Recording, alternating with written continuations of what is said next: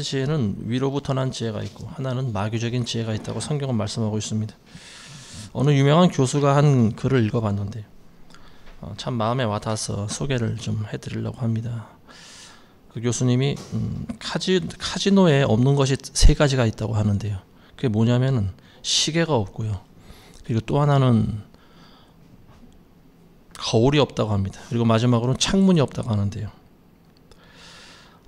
시계와 거울과 창문이 없는 이유는 뭐냐면은 사람이 자기 때를 알지 못하게 만들기 위함이라고 하는 거죠. 도박에 중독된 사람들은 시간 가는 줄 모르고 계속 도박을 합니다. 그리고 도박한 사람들은 거울을 쳐다볼 여력이 없죠. 거울로 자신의 얼굴을 한 번 정도 쳐다보면은 자신이 어떠한 몰골이라는 것을 아마 알 수 있기 때문이 아닌가 싶습니다. 그리고 또 건물에 창문이 없다라고 하는 것은 밖을 내다보지 못하게 만드는 건데요. 밖을 쳐다본다라고 하는 것은 밖의 상황이 어떤 것인가, 밖의 때가 어떤 건가를 이제 모르게 하기 위함이라는 거죠. 지금이 밤인지 낮인지 아니면 겨울인지 여름인지 밖을 쳐다볼 필요도 없고 또 쳐다봐서도 안 되는 거예요. 그래서 도박장에는 세 가지가 없다고 합니다. 사람이 지혜가 생길 때가 있는데 그건 뭐냐면 자기의 시간, 그러니까 자기의 때를 알 때 비로소 사람에겐 지혜가 생긴다고 합니다. 근데 그 지혜라고 하는 것이 여러 가지가 아니에요. 딱 두 가지. 하나는 뭐냐면 자기가 지고 가야 할 짐을 지고 가는 것과 그리고 버려야 할 짐을 버리는 걸 아는 것이 지혜라고 그랬습니다. 성경적으로 살펴볼 때는요, 우리가 읽으신 말씀과 같이 두 가지 지혜가 있어요. 하나는 이 세상이 주는 지혜고 하나는 하늘로부터 오는 지혜입니다. 여러분들은 이 세상이 주는 지혜를 받아서 살지 마시고요, 하늘로부터 내려오는 지혜를 받아 살아가게 되시길 주의 이름으로 축원합니다. 오늘 말씀의 13절 말씀 보면 너희 가운데 현명하고 지식을 갖춘 자가 누구냐. 이거 뭐냐면 이런 사람이 많지 않다라고 하는 거죠. 그리스도인들 가운데도 위로부터 내려오는 지혜를 받은 자들이 많지 않다라고 하는 말입니다. 자, 위로부터 내려오는 지혜에 대해서 우리가 하나씩 살펴보겠습니다. 위로부터 오는 지혜는 어떤 지혜냐면 성령과 그리고 예수 그리스도로부터 오는 지혜를 위로부터 내려오는 지혜라고 얘기합니다. 근데 이러한 지혜를 받은 사람들은 선한 행실을 하고요, 그리고 온유함으로 자신의 행실을 드러낸다 이렇게 나와 있어요. 이러한 지혜는 받는 사람이 매우 적다라고 하는 거예요. 왜냐하면 성령으로 거듭난 사람은 자기를 부인할 줄 알기 때문에 그렇습니다. 그리고 십자가의 좁은 길을 가야 된다라고 하는 것을 아는 사람이에요. 이게 지혜인 거예요. 우리가 예수 그리스도를 믿는다고 하지만 그리스도인들도 두 가지로 나눌 수가 있어요. 하나는 정말로 그리스도의 뒤를 따라가는 사람이 있는가 하면 하나는 그렇게 보이는 사람이 있습니다. 물건으로 따지면 짝퉁과 진품, 진짜와 가짜가 있는 거죠. 짝퉁 그리스도인들은 많은 노력을 합니다. 열심히 교회를 나오고 예배를 드리고 봉사를 하고 헌금도 하고 자기 모든 기량을 다 발휘해서 노력하지만 근데 결국 어느 순간에 구별이 되게 돼 있어요. 자기의 때에 어느 순간 자신의 진면목이 드러나게 되어 있습니다. 짝퉁과 진품을 전문가는 예리하게 구별합니다. 전문가의 눈은 속일 수가 없어요. 하나님은 전문가십니다. 하나님께서는 저와 여러분들의 영과 골수와 관절 다 찔러보시는 분입니다. 우리의 중심과 폐부를 보시는 분이에요. 우리가 아무리 하나님을 속이려고 해도 하나님은 속일 수가 없습니다. 하나님은 속는 분이 아니에요.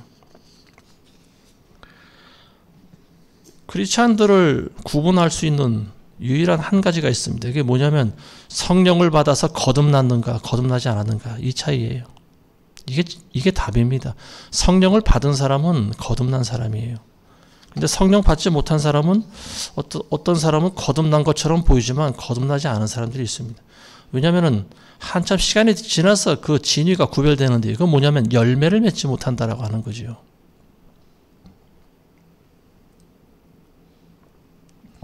야고보 사도는 위로부터 난 지혜를 받은 사람은 이런 사람이다라고 이야기를 하고 있어요.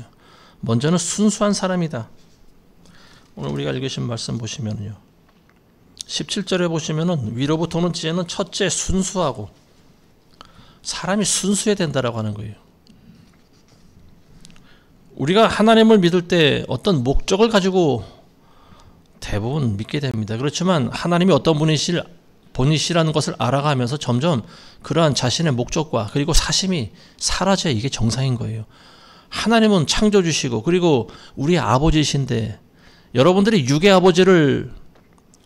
아버지도 공경하는데 우리를 낳으신 영의 아버지를 공경하지 않는다는 것이 말이 됩니까? 그건 말이 안 되는 거예요. 어떤 이유가 있어서 아버지를 공경합니까? 나를 낳아주신 분이 아버지이기 때문에 우리가 공경하는 거 아니겠어요?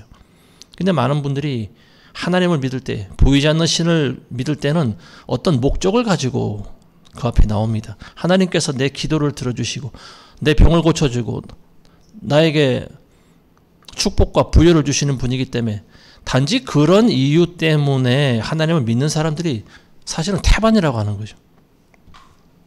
우리는 어떤 조건을 가지고 하나님을 경배해서는 안 됩니다. 아무 조건 없이 나와야 돼요. 이게 순수입니다. 이게 순수한 거예요. 어떤 조건이 없는 거예요. 빌립이 자기 친구를 전도했습니다. 나다나엘을 예수님 앞에 데리고 왔어요. 근데 나다나엘이 예수님 앞에 나올 때 예수님께서 나다나엘을 미리 보셨습니다. 그리고 뭐라고 하셨냐면은, 보라, 이 사람은 이스라엘의 사람이로다 그랬습니다. 그 안에 간사함이 없도다. 간사함이 없는 사람이라고 그랬어요. 순수함을 칭찬하신다라고 하는 거죠. 자, 그 다음에 위로부터 온 지혜를 받은 사람은 어떤 사람이냐? 화평하게 하는 사람이다라고 하는 거예요. 화평. 피스메이커가 되어야 된다라고 하는 말입니다. 예수님은 화평의 왕이라고 불리시죠. 어떤 사람 주변에 가면은요, 굉장히 불안감을 느끼게 하는 사람들이 있습니다. 뭔가 항상 불안해요. 화평함이 없는 거예요. 왜냐하면 그 사람이 영 자체가 불안하기 때문에 그렇습니다. 항상 살벌하고 긴장감을 조성하는 사람들이 있어요. 여러분들은 그런 사람이 되면 안 됩니다. 피스메이커가 되어야 됩니다. 화평함을 가지고 있어야 됩니다. 성령이 임한 사람들은 항상 그 안에 화평의 기운이 있어요. 그래서 주변에 있는 사람들도 평안하게 만듭니다. 그리고 세 번째로는 친절이라고 하는 게 있어요. 친절은 상대방을 배려하는 태도죠. 반대로는 사나운 겁니다. 사나움. 그리스도인들은 사나워서는 안 돼요. 친절을 가지고 있어야 돼요. 상대방에 대해서 친절해야 됩니다. 이단들도 얼마나 친절하게 사람을 대합니까? 그 다음에 양순이라는 게 있어요. 양순, 순하다. 순하다라고 하는 것은 다루기 쉽다라고 하는 거죠. 하나님 입장에서 다루기 쉬운 사람이 돼야 됩니다. 고집불통이면 안 돼요. 아무리 말씀을 먹이려고 해도 먹지 않고 입을 벌리지 않는 사람들, 고집불통인 사람들입니다. 이런 사람들은 하나님으로부터 귀염을 받을 수가 없어요. 짐승도 순한 짐승이 귀염받지 않습니까? 주인이 만지면 만지는 대로 가만히 있는, 주인이 조금 자기 몸을 쓰다듬고 만질 때 획토라지듯이 이빨로 주인의 손을 물어뜯는 그런 짐승은 그건 갖다 버리게 되는 거죠. 그 다음에 자비라고 하는 게 있어요. 자비는 불쌍히 여기는 겁니다. 하나님께서 저와 여러분들을 불쌍히 여기지 않았으면 우리가 어떻게 그리스도인 됐을까요? 하나님의 자비하심은 우리의 상상을 초월하는 거죠. 여러분들도 하나님의 자비하심을 본받기 바랍니다. 그 다음엔 그리스도인들은 편견이 없어야 된다라고 하는 거예요. 편견이라고 하는 것은 한쪽으로 치우친 걸 이야기하는 거죠. 한쪽만 쳐다보는 것을 편견이라고 합니다. 자, 세상 사람들이 우리를 쳐다볼 때는 그리스도인들은 가장 배타적이고 편견이 많은 사람이다, 이렇게 욕을 합니다. 왜냐하면 우리에게만 구원이 있다고 주장하기 때문에 그래요. 기독교가 그래서 배타적인 종교라고 욕을 먹는 이유가 바로 이와 같은 이유 때문에 그렇습니다. 그렇지만 이거는 우리가 세상과 타협할 수 없는 부분이죠. 왜냐하면 절대 진리를 우리가 가지고 있기 때문에 그렇습니다. 근데 문제는 뭐냐면 같은 기독교인들끼리 서로 잘났다고 싸우는 거, 기독교인들끼리 서로 편견을 가지고 싸우는 거, 이거를 우리가 주의해야 된다라고 하는 말입니다.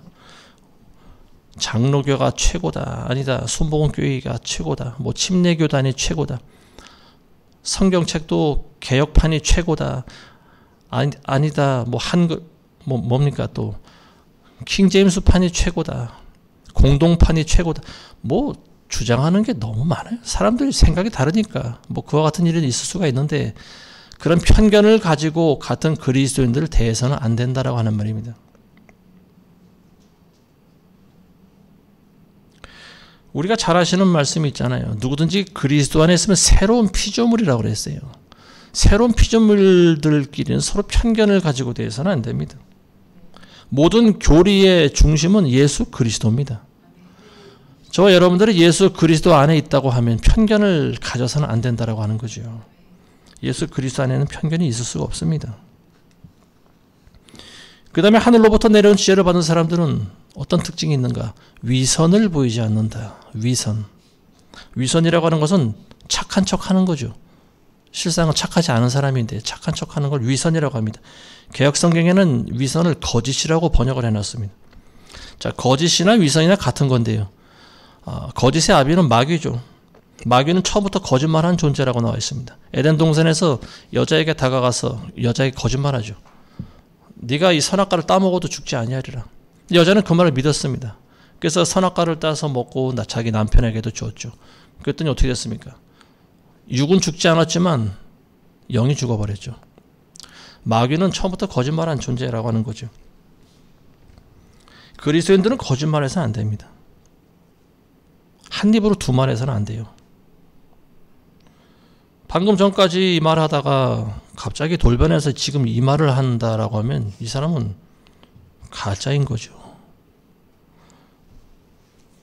가장 악한 거짓말은 뭐냐면 자기를 믿었던 사람을 배반하는 겁니다. 돌변하는 거죠. 그리스도인들은 시작과 나중이 한결같아야 돼요. 시종 일관된 모습을 보여야 됩니다. 예수 그리스도를 믿는 사람들이 돌변하는 모습을 보이는 것은 이건 언제든지 그리스도를 배반할 수도 있는 사람이라고 하는 거예요. 자, 하늘로부터 내려온 지혜를 받은 사람들은 결국 성령의 열매를 9가지 열매를 맺게 돼 있습니다. 그리고 사심이 없고 편견이 없고 순수한 사람들, 이런 모습을 일관되게 보여줘야 된다라고 하는 거죠. 자, 그 다음에 두 번째 어떤 지혜가 있는가? 정욕적이고 그리고 마귀적인 지혜가 있다라고 하는 거예요.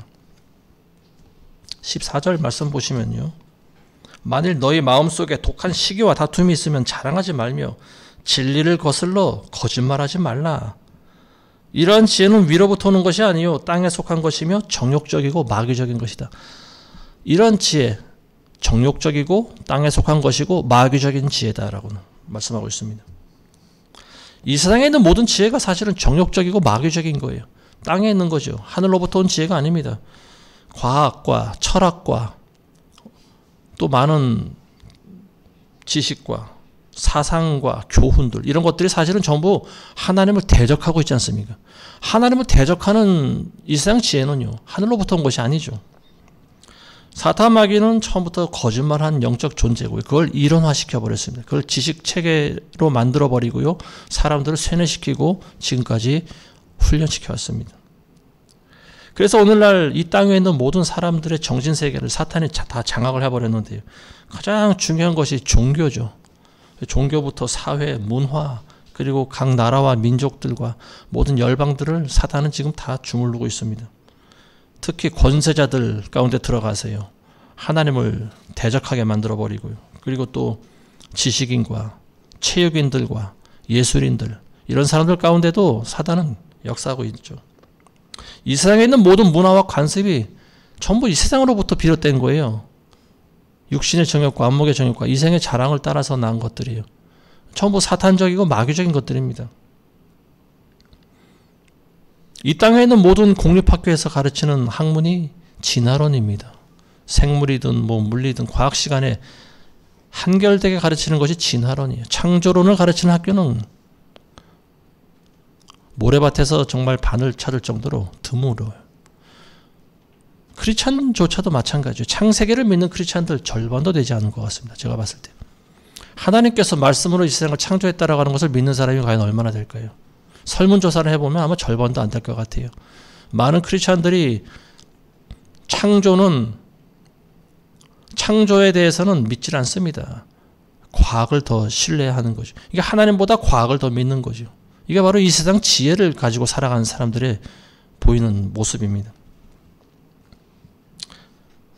크리스찬 가정에서 태어났지만 아이들이 학교에 가면서부터 점점 믿음을 잃어버려요. 왜냐하면 학교에 가서 배우는 것이 신이 없다라고 하는 것을 배우기 때문에 그렇습니다. 하나님이 창조했다라고 하면 그 아이는 학교에서 놀림받아요. 왕따 당해요. 그리고 그런 식으로 과학시험 보면은 점수를 잘 맞을 수가 없는 거예요. 많이 배운 사람일수록 영은 죽게 돼 있습니다. 그리고 죽음을 두려워하게 돼 있어요.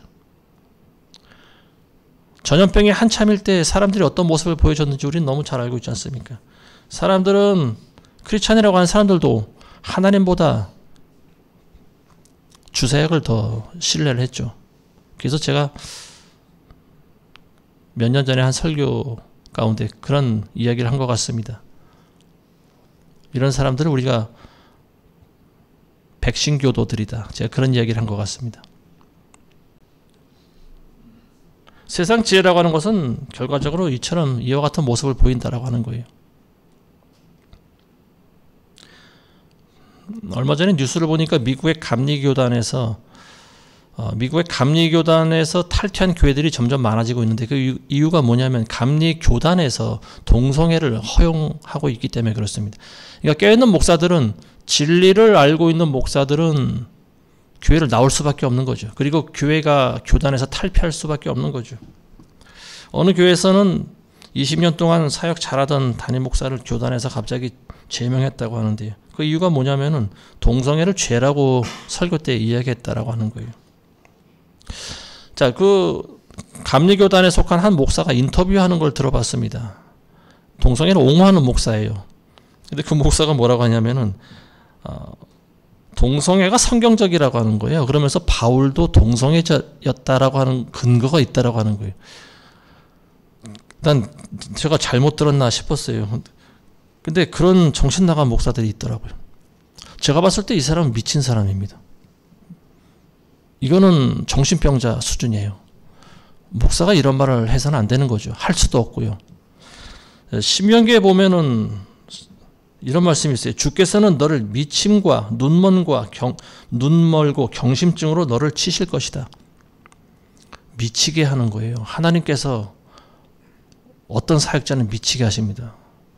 하나님의 경고를 듣지 않고 하나님의 율법을 지키지 않고 하나님의 말씀을 받아들이지 않고 순종하지 않는 자기 생각대로 이 땅에 난 지혜를 따라 살아가는 사람들을 하나님께서 미치게 하십니다.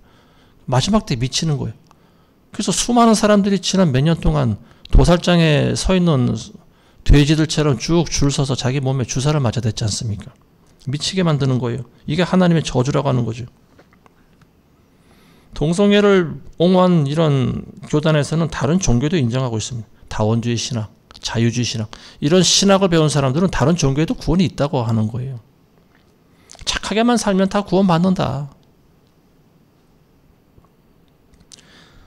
그런 교단에서 배출된 많은 목사들은 결국 많은 성도들을 또 지옥으로 보내고 있는 거죠. 자, 이런 교리, 마귀로부터 온 교리고요. 이런 교리는 진리를 거스리고 거짓말하는 거죠. 근데 이 사람들이 왜 이런 미친 소리를 할까요? 나름대로 자기들만의 지혜를 발휘한다고 생각을 하고 있기 때문에 그렇습니다. 기독교가 너무 세상이 봤을 때는 너무 배타적이야. 기독교에만 구원이 있다고 하는 것은 그건 옳지 않아. 모든 교회가 하나 되고 그리고 선교를 위해서는 우리 자신을 조금 희생할 줄도 알아야 돼. 우리가 가지고 있는 것을 조금 포기할 줄도 알아야 돼. 그래서 절대 진리를 주장하지 않고 당신들의 종교도 우리가 인정을 하겠습니다. 이런 거예요. 결국은 다른 믿지 않는 자들과도 연합을 하게 되는 거죠. 이게 지혜라고 하는 거예요. 이게 과연 하늘로부터 내려온 지혜냐고 하는 거죠. 사탄 마귀는요, 예수 그리스도가 하나님의 아들이라는 사실을 알고 있습니다. 그렇지만 그걸 인정하기 싫어하는 거예요.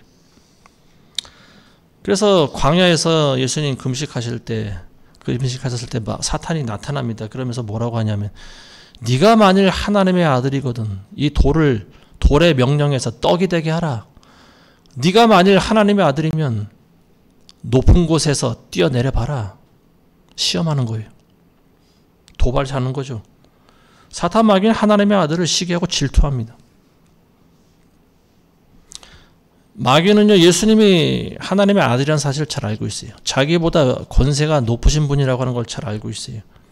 언젠가는 자기를 잡아서 영원한 불지옥에 집어넣으실 분이라고 하는 사실을 잘 알고 있습니다. 그런데도 끝까지 마귀는 회개를 하지 않습니다. 끝까지 사람들에게 들어가서 사람들을 미혹시키고 분열과 다툼을 조장하고 전쟁을 일으켜서 많은 사람을 죽게 만듭니다. 마지막 순간까지 끝까지 사람들에게 들어가서 서로를 죽이게 만드는 존재가 바로 이 마귀라고 하는 거예요. 그리고 끝까지 그리스도를 부인하게 만드는 존재가 마귀입니다. 자, 우리가 잘 아시는 사울 왕은요, 다윗을 시기하고 질투했습니다. 사울이 죽인 자는 천천히요, 다윗은 만만이로다. 다윗이 골리앗을 죽이고 돌아오니까 백성들이 이런 노래를 불렀어요. 그 노래를 들었을 때 사울의 마음은 질투심에 휩싸여 버렸습니다. 아주 독하고 불과 같은 그런 시기심이 마음속에 불타올랐어요. 그러던 어느 날 갑자기 악령이 들어가죠. 하나님께서 부리시는 악령이 사울의 속에 들어갔습니다. 그러니까 사울이 갑자기 옆에 있는 창을 집어서 다윗을 향해 창을 집어 던졌지요. 자, 그 이후로 10년가량을 사울은 이 시기심에 눈이 멀어서요, 자기 사위가 된 다윗을 죽이려고 계속 쫓아다녔습니다. 그래서 본인의 말로가 어떻게 됐나요? 결국은 전쟁에 나가서 패했죠. 그리고 자살로 일생을 마쳤습니다. 비참하게 삶을 마감했죠. 우리는 나보다 잘난 사람, 그리고 나보다 열심히 하는 사람, 나보다 가진 게 많은 사람, 나보다 똑똑한 사람, 나보다 뭔가 있는 것 같고 나보다 믿음이 좋아 보이는 사람, 이런 사람들을 시기하거나 질투해서는 안 됩니다. 이거는 하늘로부터 온 것이 아니에요. 이건 땅으로부터 온 겁니다. 그리고 그런 시기와 질투는요, 결국 자신을 파멸로 이끈다는 사실을 여러분들 아시기 바랍니다. 누가 나에게 죄를 지었는데 만일 그 사람이 와서 내가 잘못했다, 용서해달라고 하면 용서해 줄 줄 알아야 되는 거예요. 이게 그리스도인입니다. 끝까지 용서하는 마음을 가지고 않고 품고 있다가 결국은 그게 그 독한 시기 질투와 용서하지 못하는 미움이요, 결국은 자신의 영에도 영향력을 미친다는 사실을 우리가 알아야 됩니다. 예수님께서 너희가 긍휼히 여기지 않으면 너희도 긍휼히 여김을 받지 못하리라고 그랬어요. 이게 성경적인 진리입니다. 오늘 말씀 맺겠습니다. 많은 사람들이 나름대로 자기 지식과 지혜를 동원해서 살아갑니다. 근데 결국 이 세상 지혜는 뭐냐? 잘 먹고 잘 살기 위한 것이 목적이라고 하는 거예요. 카지노와 똑같은 거예요. 많은 사람들이 자기의 때를 보지 않습니다. 자기의 모습을 쳐다보지 않아요. 바깥이 어떻게 돌아가는지 보질 않아요.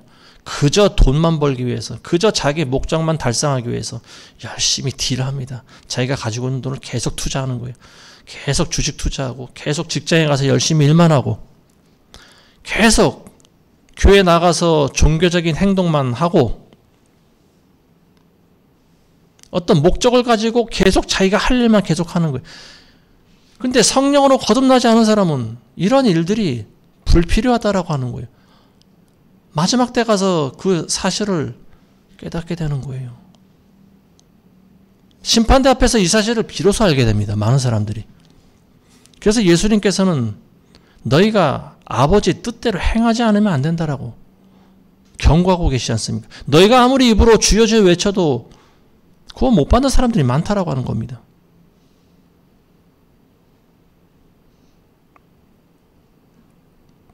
도박장에서 도박하는 사람들이 돈을 벌어서 왔다는 소리를 들은 적이 있습니까, 여러분들? 그런 사람들은 아마 0.1%도 되지 않을 거예요. 거기서 돈 딴 사람은요, 돈 맛을 아는 거예요. 그 결국 자기가 딴 돈을 다시 투자합니다. 더 많은 돈을 벌려고 하는 거예요. 그러다 결국 빈털터리가 되는 거죠. 도박장 주변에 가면은 노숙자들이 많이 있다고 하지 않습니까? 이 사람들이 다 돈 맛을 본 사람들이에요. 열심히 일해서 뭐라도 해서 돈 벌 생각은 안 하고 돈 맛을 본 사람들은 그런 돈이 자기 성에 차지 않는 거예요. 그래서 구걸해서 돈이 조금 생기면 그걸 가지고 다시 또 투자를 합니다. 도박장에 가서 또 도박을 하는 거예요. 도박하는 사람들의 모습은 결국 멸망으로 마치게 된다라고 하는 거예요. 크리스찬도 마찬가지입니다. 이 세상의 지혜가 하늘로부터 오는 지혜를 능가하면은 결국은 비참하게 멸망으로 마칠 수밖에 없다라고 하는 거예요. 아무리 내가 믿음 좋은 성령의 사람인 척 하지만 안에 용서하지 못하는 마음을 가지고 있고 독한 시기와 질투심을 가지고 있고 다툼과 분열을 조장하고 진리의 하나님의 말씀을 거스리고 그 말씀에 순종하지 않는다고 하면 이 사람은 성령의 사람이 아닌 거예요. 좁은 길로 가는 것처럼 보이다가 어느 순간 갑자기 돌변해서 진리의 말씀을 거스르고 다시 세상으로 나간 사람들이 있습니다. 우리 자신을 잘 돌아볼 줄 알아야 돼요. 내가 아무리 하나님의 말씀을 잘 믿고 따르는 것 같이 보여줘도 순종함이 없으면 결국은 성령의 사람이 아닌 거예요.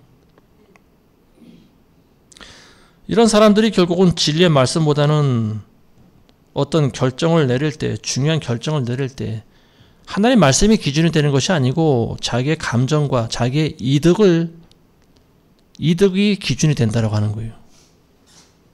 하나님이 2등이에요, 항상. 자기 이득이 1등이고요. 이런 사람들이 어떻게 구원받을 수 있을까요? 자기의 목적을 위해서 하나님을 믿는데.